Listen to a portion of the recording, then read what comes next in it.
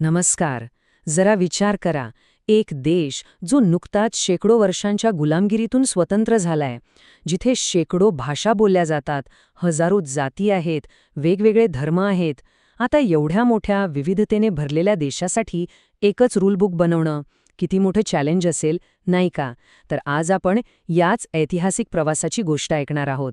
भारताचं संविधान कसं बनलं याची कहाणी.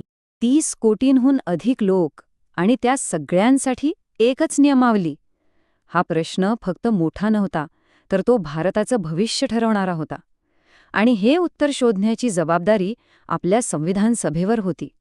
चला तर मग पाहूया या महाकाय कामाची सुरुवात झाली तरी कशी. आपलं स्वतःचं संविधान असायला हवा ही काही अचानक सुचलेली कल्पना नव्हती. नाही, यामागे अनेक दशकांचा स्वातंत्र्य लढा होता, त्याग होता, एक पक्का निश्चय होता. आणि या प्रवासाची बीज तर खूप आधीच पेरली गेली होती. तर या प्रवासातले काही महत्त्वाचे माइलस्टोन्स बघूया.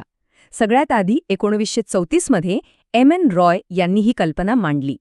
मग काय, फक्त 4 वर्षानंतर 1938 मध्ये जवाहरलाल नेहरूंनी जोर देऊन सांगितलं की हे संविधान कोणत्याही बाहेरच्या हस्तक्षेपाशिवाय बनलं पाहिजे. ब्रिटिशांनी 1940च्या ऑगस्ट ऑफरमध्ये हे तत्वतः मान्य केलं, पण खरी मेक पुढे होती. 1942 मध्ये क्रिप्स मिशनचा प्रस्ताव मुस्लिम लीगने नाकारला. का? कारण त्यांना वेगळ्या राष्ट्राची मागणी करायची होती. म्हणजे बघा, प्रत्येक पाऊल किती संघर्षमय आणि विचारपूर्वक टाकावं लागत होतं. तर अखेर मागणी तर मान्य झाली, पण प्रश्न हा होता की देशाचं भवितव्य लिहिणार कोण? आता वेळ आली होती त्या शिल्पकारांना एकत्र आणण्याची, म्हणजेच संविधान सभा बनवण्याची. 389 हा आकडा होता आपल्या संविधान सभेच्या नियोजित सदस्य संख्येचा. विचार करा, अखंड भारतातल्या प्रत्येक प्रांताला, प्रत्येक संस्थानाला रिप्रेझेंटेशन देण्याचा हा एक प्रचंड मोठा प्रयत्न होता. आता या जागा वाटल्या कशा गेल्या हे समजून घेणं इंटरेस्टिंग आहे. कॅबिनेट मिशन योजनेने एक सिंपल फॉर्म्युला वापरला. साधारणपणे दर 10 लाख लोकांमागे एक सदस्य. एवढंच नाही, तर त्यावेळची सामाजिक रचना लक्षात घेऊन मुस्लिम, शीख आणि सामान्य अशा 3 मुख्य गटांमध्ये ह्या जागा विभागल्या होत्या. का?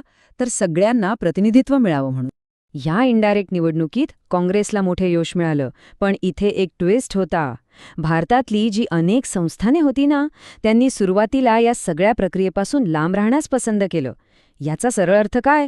की सुरुवातीला जी संविधान सभा बनली त्यात संपूर्ण भारताचं चित्र नव्हतं, ते अपूर्ण होतं. आणि एक आश्चर्य वाटेल अशी गोष्ट सांगू? ज्यांच्या नेतृत्वाखाली अख्खा स्वातंत्र्य लढा झाला ते महात्मा गांधी. ते स्वतः संविधान सभेचे सदस्य नव्हते. हो, खरे हे. पण तरीही त्यांचे विचार, त्यांचे तत्वज्ञान याचा प्रभाव मात्र संपूर्ण संविधान निर्मितीच्या प्रक्रियेवर होता. ठीक आहे, तर आता सभा तर तयार झाली होती. आता वेळ होती खऱ्या कामाला सुरुवात करण्याची, भारताचं संविधान लिहिण्याच्या त्या भव्य कार्याला. 9 डिसेंबर 1946 तो ऐतिहासिक दिवस. संविधान सभेची पहिली बैठक सुरू झाली, पण एका मोठ्या अडथळ्यासोबत. मुस्लिम लीगने या बैठकीवर बहिष्कार टाकला होता.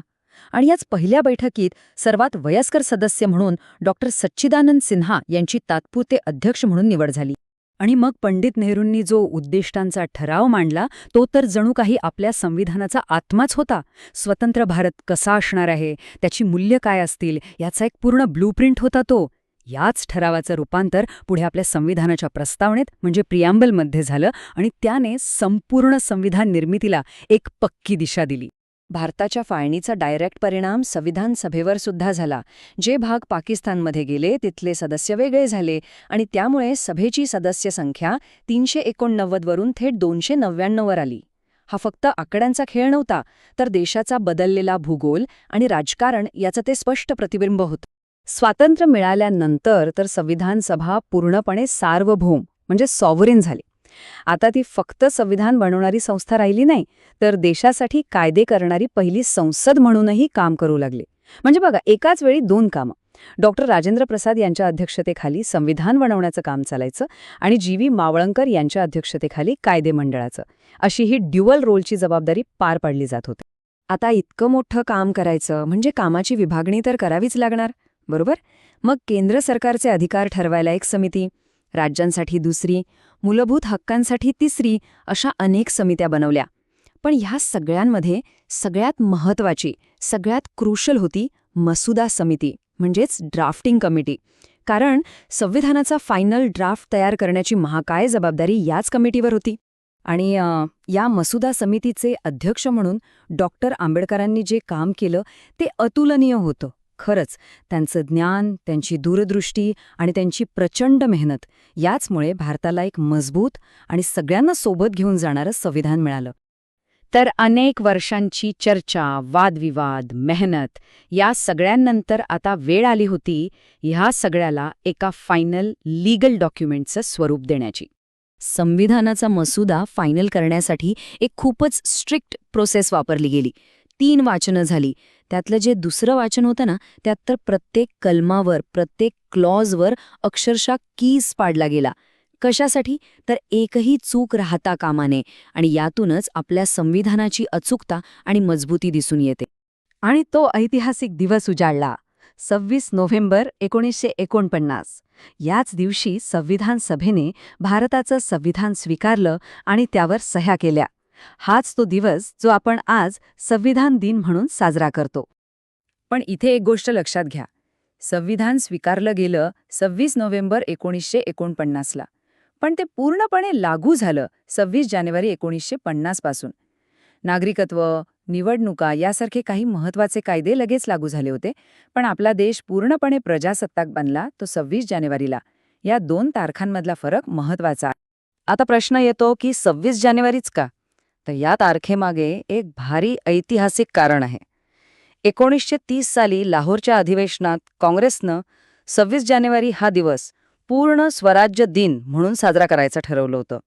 आणि त्याच ऐतिहासिक दिवसाची आठवण म्हणून त्याचं महत्त्व जपण्यासाठी ही तारीख निवडली गेली.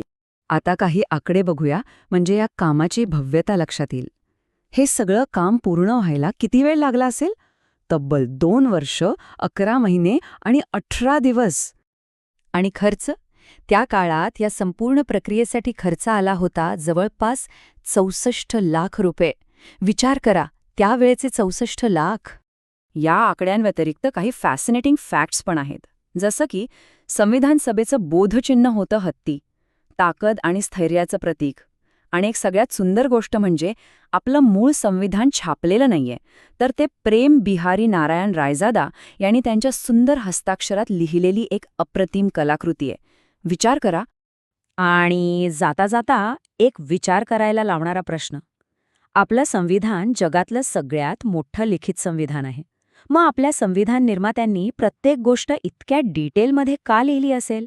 भारताच्या प्रचंड विविधतेसाठी हे गरजेचं होतं का?